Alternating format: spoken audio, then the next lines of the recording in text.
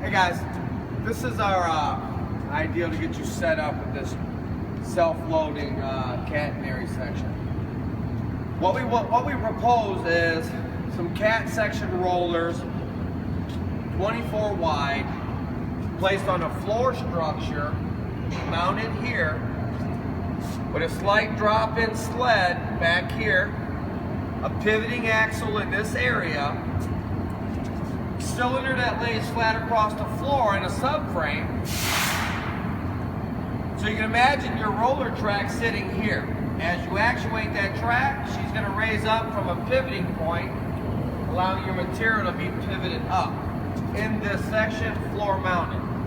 With that being said, we'll have to cut these stop blocks off the gantry and locate them 2 to 3 feet back here to minimize the distance we have that material to travel and the height that we need to get that material to. Should be a real easy floor mount. We're talking a structure, we're talking a cylinder, 2 cat section rollers. It'd be extremely light. We would have a raised limit, a lower limit for your safety purposes as far as it going into auto, and then making sure no one can close that clamp without that gantry being raised to allow material to travel up. There's also redundant controls. We have controls for the puller and bender here, as well as up here. We would want to remove these controls from here because the operator, if he's got a 2-man team lowering this or operating this, has no visual of an operator in that area, to be clear. So to remove these off of here would be absolutely critical to what you're doing because you're out of visual range.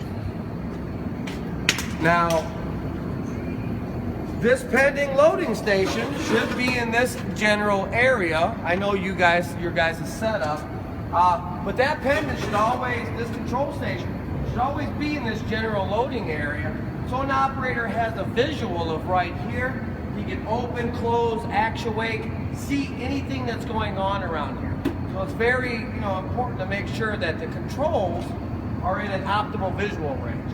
But other than that, we got a gantry here, single cylinder, valve actuated, controlled on the app station, pivots up, lays down flat on the floor.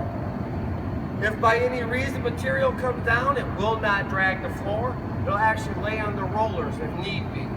Other than that, it's a very simple, very effective way to do it, and I think it'll help you guys out. But pretty much that's it in a nutshell.